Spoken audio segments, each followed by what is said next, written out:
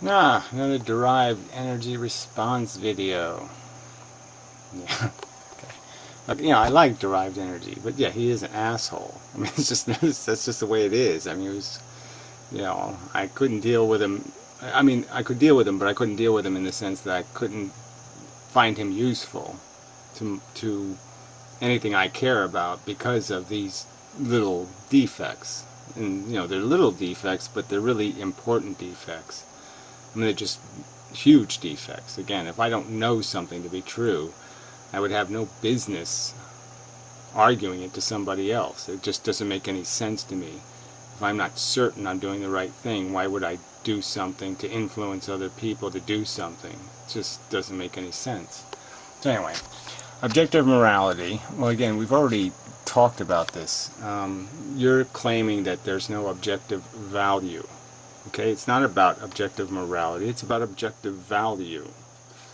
It's the idea that a certain system of ethics, right? See, ethics, that's based on values. So you're saying that values and ethics don't exist. Our set of moral judgments. Well, again, why do you keep combining these elements? All moral judgments are bullshit. Okay, strictly speaking. So just don't use the word moral to have an intelligent conversation. Any dictates from a god are nonsense. So they're not part of this conversation. It's not just true according to a person's subjective opinion. It's not just true. It's the idea that a certain system of ethics. So again, here we are, a certain system of ethics. So if you base your ethics on understanding that sentient beings are in negative and positive states, relatively speaking. I mean, I would argue that they're in negative and more negative, and that it would be a good idea to have less of the more negative. Anyway, our set of moral judgments is not just true according to a person's subjective opinion, but factually true. That's right, just like two-ness, or three-ness, or five-ness, right? Now, there's people on Earth right now, they say, some tribe, where they don't have any concept. If I show them, they won't see three. If I show them, they won't see five. It's invisible to them. They can't recognize it. Now, does that mean five doesn't exist anymore because they don't see it? That the five things don't have a five thingness anymore? They don't fit into that category? These digits do not fit into the category of fiveness anymore because some idiot doesn't see it? No, it's there. It's what it is. It's what it is as a descriptive thing. It can be described as that. It's a property of what a hand is, that it contains things in the category 5. So a hand that has the normal number of digits, a human hand, is in the category 5. It fits in that category. That category is real. The concept is real. And all you required is recognizing it. That's all. And some people can, and some people can't. And the people that can have got it right, and the people who can't are ignorant. Yeah, not complicated. Proponents of this theory would argue that a statement like murder is wrong. Well, again, that's not what they would do, okay? So again, you've changed the subject. Straw man all over the place. Murder is not a well-defined concept. Do you mean any crime of homicide perpetrated by somebody with nonsensical, irrational motives? Well, then, yeah, we could probably agree. Then I could probably say, okay, murder is wrong. Yeah. I mean, even when you kill somebody who deserves to be killed, it's still wrong to kill things without rational process, without there being some sort of reason for you to interfere, some sort of rational, logical, authoritative, qualified, here's a good word, qualified reason for your interference.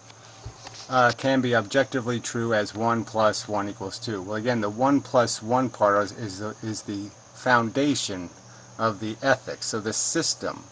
Alright, so you got to go a little deeper. This 1 + 1 = 2 stuff isn't about a word like murder, it's about a word like harm.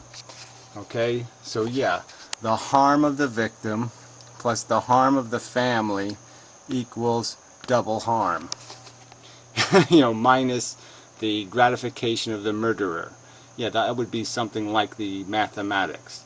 But obviously some murders would be some killings would be very useful, very productive, in that you prevented the continued existence of an asshole who was going to create a bunch of harm. So then the math would add up. So again, this is a straw man argument. I've not talked about murder.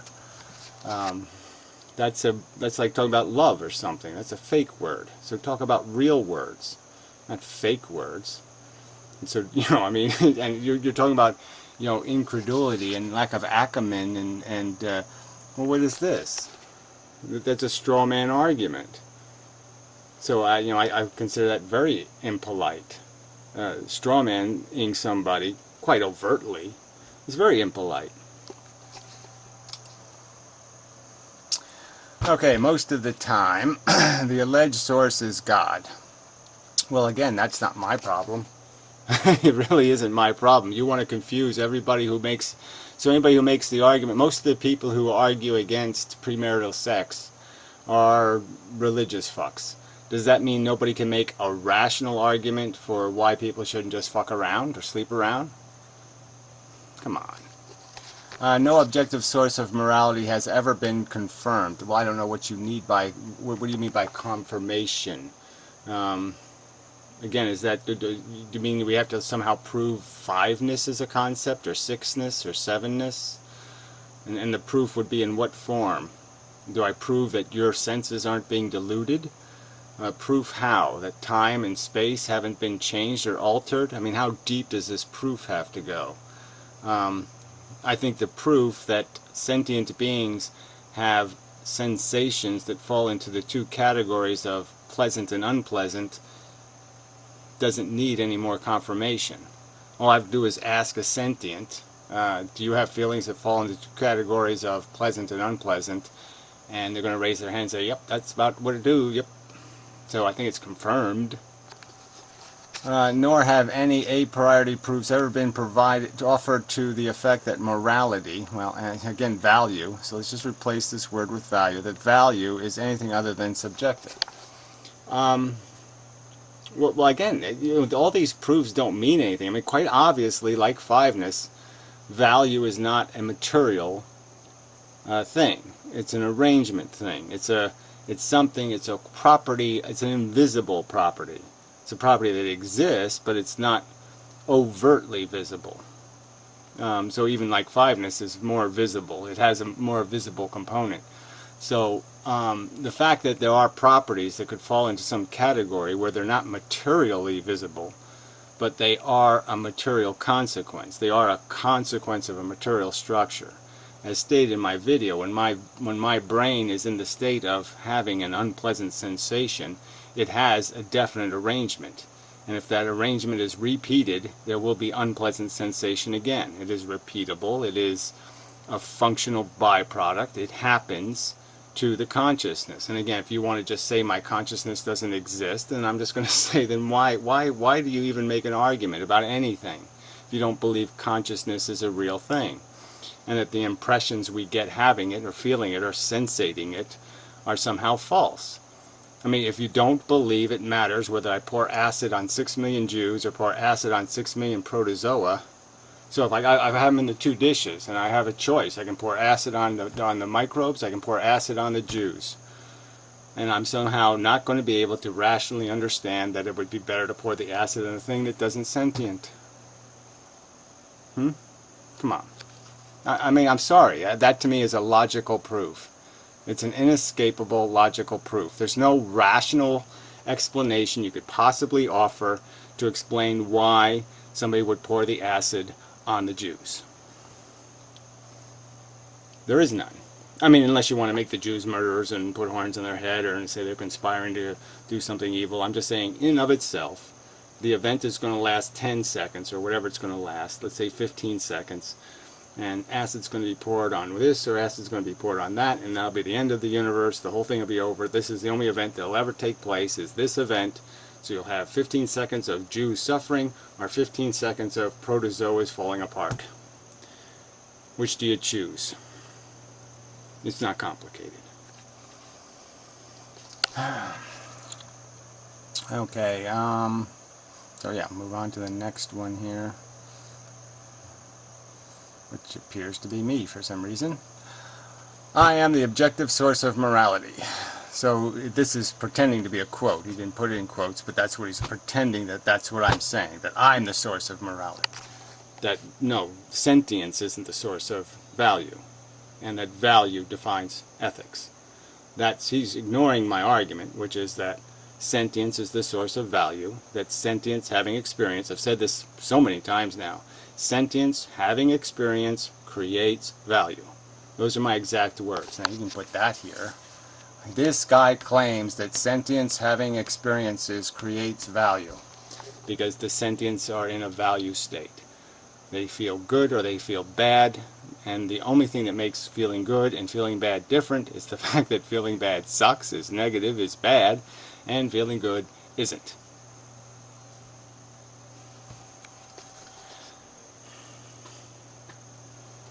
Yeah, I mean, sorry. This isn't complicated. And he gripes too in his text. He writes some little snarkyism about my 20-minute video. I mean, it's only the most important subject in the universe. I mean, the one you really should be able to get right. And you're complaining. So we live in a world where most people are completely deluded, or don't understand what planet they're living on even close to it. And you're griping because people will take the time to explain something to you. In converse to your cliches and your loose, sloppy language, where again you continue to keep using the word morality, even though I've protested repeatedly. Protested. I have no use for the word morality. It means absolutely nothing to me. It has nothing to do with my vocabulary. It's a meaningless sack of shit word. I would like it to disappear entirely, and I'd like to deal with questions that involve something called the value equation, based on the a priori fact that sentient beings exist in states of conscious quality.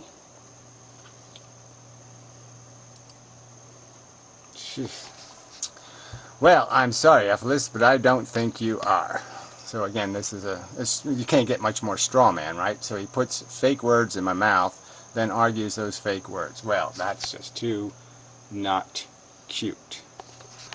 I think you're tremendously charismatic, intimidatingly intelligent, and wonderfully caring and compassionate argumentation of sentient scum. No, I mean amalgamation. Sorry, that's a big word for me. Amalgamation. Yeah, and I will likewise. You're all those nice little things too, blah, blah, blah, blah, blah, but you're just full of shit. But the original source of objective morality, no. Well, again, I'm not claiming to be the original source. So, I mean, these accusations are so false and outrageous and such straw men. I mean, fuck. I mean, I think you are intelligent, but apparently I have to sit there and knock you down a few notches. Because, I mean, if you can't even catch yourself on doing something this grotesque, that I'm claiming myself to be the source of value? No. Okay, I'm claiming myself competent to do a lot of things. I can observe the world, and I can understand that things have properties, and then I can put the properties in categories. And I can do that. And I've done that with value. And I've explained to you the simple progression. There are two kinds of basic states that a consciousness can be in, pleasant and unpleasant, that the pleasant is bad, negative, repulsive, averse, all the negative words you could find, and that state should not be preferred. That if there is an alternative that doesn't cost more of that stuff, that alternative should be put in place. That's the logic. That's the ethical mandate. Not complicated. You're saying that the state doesn't matter because consciousness essentially doesn't exist. Can't be materially proven. Therefore, it doesn't exist. Which I think is just absolute fucking rubbish. Alright, there we go. As for a priori truths that an objective morality exists, if such truths do exist, then they only exist in yours and other deluded people's heads. So again, fiveness, you could argue, only exists in deluded mathematicians' heads who are capable of recognizing fiveness. Yeah, I would argue to you that there's no way, the more intelligent you made an entity, the more capable it would be of recognizing that the only thing that matters in the universe, the only matter that matters, is the matter connected to the creation of the phenomenon of sentience. All other matter is entirely irrelevant, completely disposable. It can blow up a zillion million times. It can fly in and out of anuses all fucking goddamn day, and it just goddamn doesn't matter. But this sentient crap, this matter that creates sentience, that matters. And I don't think a supercomputer, you could build a supercomputer forever and ever and ever, build it as big as you want, and I don't think you're ever going to get it to say it doesn't matter. It's always going to be smart enough to say, there's no way you can get rid of that. There's no way you can pretend it didn't happen. Pretend the 6 million Jews didn't suffer. Just say they didn't suffer. It didn't happen. Their brain doesn't do it. It wasn't conscious.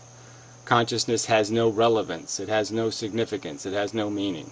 That is just absolute fucktarded rubbish, in my opinion. And I think every bit of evidence, especially my own personal experience with consciousness, confirms that that is just absolute rubbish. There's no rational way I can sit there and look inside my own consciousness and say, it's just crap, it doesn't matter. It would be ludicrous to say that. I have no fucking rational reason to discount the fact that it's happening right the fuck now. My brain's doing it right now. Fuck. I mean, it quite obviously won't be doing it when I'm dead. Oh, Jesus. It's a pretty dramatic difference. Even though the matter will be arranged pretty similar, it won't be working. Oh, God. Alright, here we go. No one is disputing that getting kicked in the balls or whatever is a highly undesirable event. Well, yes, you are. I mean, this is your hypocrisy. You're saying, how can you possibly say undesirable? What, irrationally undesirable? You're saying there's no rational, logical, sensible. It can only be a subjectively undesirable event. So it can only be undesirable in some sort of notional sense, not in some sort of absolute sense. So now, so now we're stuck again with another word of, kind of fudgy usefulness. Undesirable. The fact is whether or not it's a bad event. That it's events that shouldn't happen. That if there's a choice between the event happening and the event not happening and everything else stays the same, that it would be logical to say the ethically appropriate thing to do is not make the event. That's called ethics. Ethics is doing the math, and the math says this causes negative conscious sensations in a brain, and if you can avoid those negative sensations, that's good. But if you're going to say desirable based on some sort of personal horniness, where are the white women at? Just based on some sort of preference that is desirable, well, I think that's just nonsense. That's discounting the victim's welfare. So change the scenario. Have somebody kicking a chimpanzee in the balls just to get away from this human-centric nonsense. And for no reason. And it's perfectly logical to say that is unethical. That is absolutely unethical. Unless you have a hummingbird just went by. You missed it. Nah. I saw it and you didn't. Okay, next. Oh, okay. Same image with a different text. The question you need to ask yourself, however, is should the guy in the black trousers give a fuck? It's not about whether he gives a fuck. The question is whether this is productive. Does this, in value math, make any sense unless this guy's kicking somebody who's going to cause more real harm in the future? So unless this guy's preventing harm by doing this, it doesn't matter what this guy's thinking. Who the fuck cares what he's thinking? The question is this productive or is this destructive? Is this a positive event or a negative event? And the argument ethically is this is a negative event, all things remaining equal, just for what it is on its face.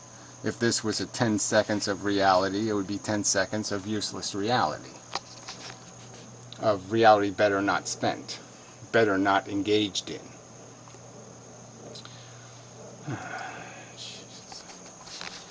At the end of the day, the energy matter from which his brain is composed is configured in such a way that he doesn't, in fact, give a fuck. And again, that doesn't matter. That doesn't, again, a rapist might not give a fuck about the woman's welfare. He might just shit right on her face. Does that make him right? No. Does it make the rape go away? No. Does it make the harm go away? No. It's completely irrelevant what he thinks or what he feels. The argument is has he caused a significant enough of unpleasant conscious experience to basically negate any value he may produce in his stupid, lousy, rotten, pukish existence? And the answer to the question is no, and that's why he falls on the wrong side of being ethically correct, or appropriate, or productive. That's value math. 101.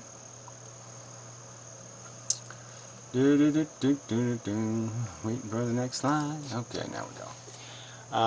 Here we go. Now, one could, of course, argue that if he were a compassionate and decent human. Now, oh, isn't that lovely wording?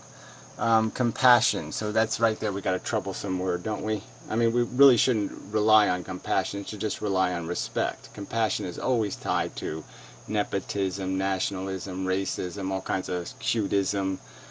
It's a really dangerous concept. For you to wait for your compassion to kick in, or your empathy to kick in, the feel your pain bullshit, because yeah, we know how color non-blind that crap is. So yeah, fuck that. It's about respecting. It's about acknowledging. Okay, if he were an acknowledging and decent human, that means ethics respecting human, efficiency respecting human being, then his brain would not be configured in such a way that he doesn't care that he is harming the guy with the glasses. Well, obviously, yeah, if he could do the ethical math, understand the fact that this is a negative sensation going to be experienced by a consciousness of equal character to his own, that essentially he might as well be kicking his own nuts unless he has really good reason. Because if he doesn't, it's just creating pain that he wouldn't want in his brain either, unless it was going to prevent some greater harm. That's the math. It's not complicated. And I would totally accept that statement, because the argument that kicking the other people in the balls is not something that compassionate and decent people do is completely and utterly valid. Well, again, compassionate and decent, you're just giving me emotionalized words. And if decency isn't something rationally composed, if you don't have a rational, logical definition of decency, then that word doesn't mean anything. You might as well just put morality back in there and say cultural standards. Cultural standards don't define right and wrong. Okay, they don't. Cultures can't decide that raping is okay and then rape is okay. It's just bullshit. Their victims are still victims, and it's definable as the fact that there's a consciousness in distress. Again, we could talk about animal rights and animal welfare, something you seem to have no clue about, at least when you came on YouTube. This is the reason, because you don't really understand what sentience is, and that sentience is the source of value. There's no value in the universe without sentient beings. There just isn't.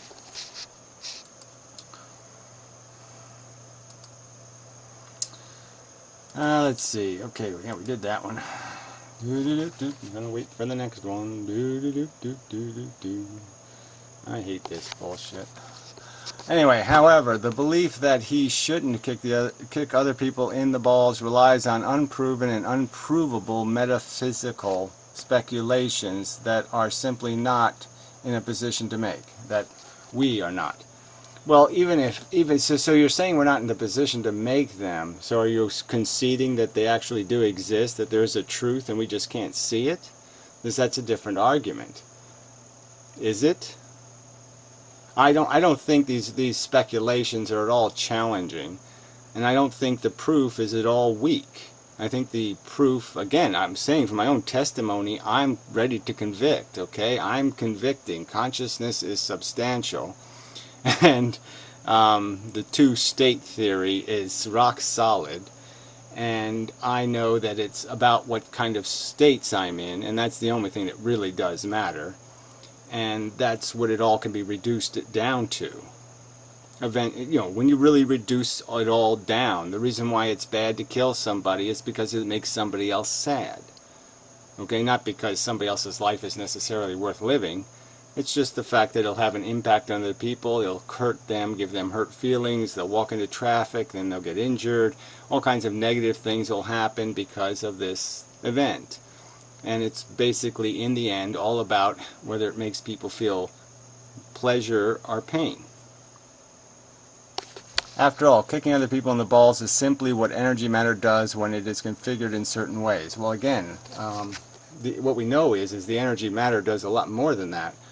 It creates signals and positions and neurological constructs in the brain that create these obvious sensation differences, the difference between comfort and discomfort.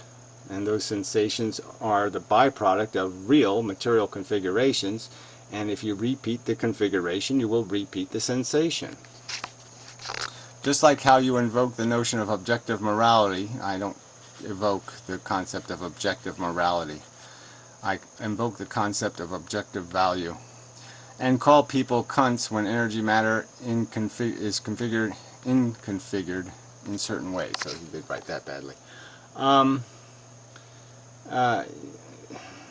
Yeah, well, whatever. The fact that my brain does things consistently is, again, just reinforces my argument.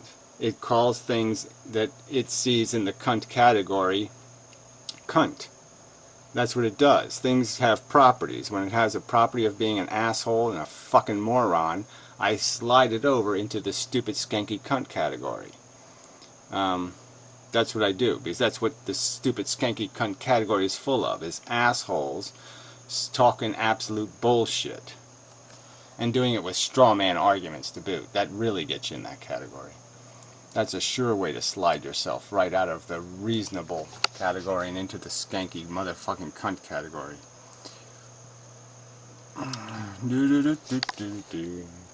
Wasting my time with stupid text videos. I guess he keeps doing this because he's got ads on them.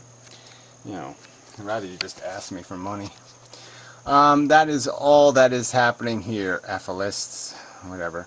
Namely, energy matter is constantly reconfiguring itself into different patterns, giving rise to the experience of different thoughts. Well, exactly, but again, if you repeat the patterns, you'll gain the same feelings.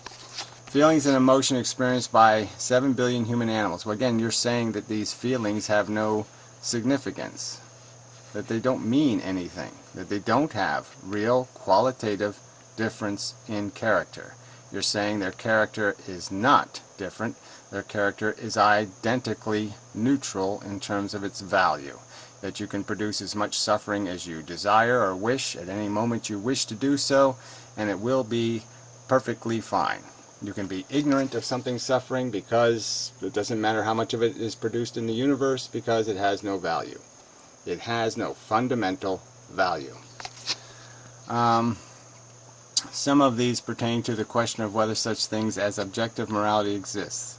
The majority not. Some of these things pertaining to, well, I'm just saying, to me, it's pretty fundamental, a concept. Again, everything that motivates me, gives me any passion whatsoever, is my confidence in the reality of value. If I had some lack of confidence that it mattered, then why the fuck would I bother? If I didn't think it mattered, why would I argue against it? It wouldn't make any sense. Of course, I think it matters, that when the story is all written, it would matter, that it would be acknowledged by a supercomputer, that it does matter, that it is real, that it is the only thing that matters. And if I didn't believe all that, I would go have a wank. I wouldn't bother arguing with people about stuff that doesn't matter. That would be silly. Or stuff I don't know to matter. That I'm not confident matters. Jeez. Alright, beyond that, nothing. You are here. So this is, again, one of these little cliche things, like somehow this somehow means feelings things don't feel. So the fact that we're just a tiny little grain of sand on a gigantic beach of the universe means, and you know, that feelings don't matter. That somehow proves that feelings don't matter. That they aren't the source of value, that you can pour acid on as many Jews as you want. It just doesn't goddamn matter. If it doesn't bother you, it doesn't bother you, and that's all that matters. It's whether it bothers you. If you feel no compassion, then there's no need to worry because you're not missing anything. If you can't recognize the seven, if you can't recognize the horror, it doesn't exist. It's a non-existent concept. No, it's an existing concept. Consciousness exists even if you don't acknowledge it exists. So, efilist, unless you can confirm the objective source of morality, well, again, I'm saying that the confirmed source of objective ethics is the existence of value states produced by conscious organisms. Sentient organisms produce qualitative conscious states of good and bad, and that is the source. Adding up those states is how you describe and define ethical solutions to questions. Or offer an a priori truth to the effect that morality is anything other than subjective. Well, again, you're using the word morality. That value is objectively created, yes. That it has an objective reality, an absolute reality, that absolutely factual statements can be composed defining value status, that it matters how much suffering is in the universe. It does, in fact, matter. That it will put the universe in red numbers or black numbers. It will change the character of the universe. The universe will either be shit pie or apple pie, depending on how much suffering we allow to be part of the recipe. That will define the character of the universe itself, will be defined by how much suffering is squandered in the making of the product. I suggest you deists desist in peddling this ridiculous notion of objective morality. Well, again, it's an objective value, but keep straw manning in spite of the protest. Ignore the people's protest. Ignore the fact that they say stop doing that and just keep doing it. So I might as well just tell you to kill yourself, right? That's the common argument. So why don't you just kill yourself, you whiner? Take some more medication, you depressed asshole. You're a loser. You're an oddball. I mean, you're using the same tactics. You keep beating me over the head with objective morality as if I use that terminology, and I haven't. Okay? So fuck you. I don't know how many times I can say fuck you for that, jackass. I'm not talking about a dogma. I'm not talking about high-order moral statements like murder is wrong. I'm talking about the foundation, the kernel of value. All right? And I'm not even telling you I can do explicit value math. I'm telling you I know the framework of the mathematics. But I can't tell you if I go back in time, I can't tell you for sure it'd be the right thing to do is to kill Adolf Hitler. Whoa, alright, I think there's a little more to finish here. Sorry. I don't know what my final statement was, but whatever, we'll just pretend I made it. And such. Okay, so here we go. If you... Oh, I better turn this... Okay, it's off. If you do desist in this and offer me a sincere, genuine, heartfelt, and public apology for calling me a cunt, I may design to forgive you, I guess decide...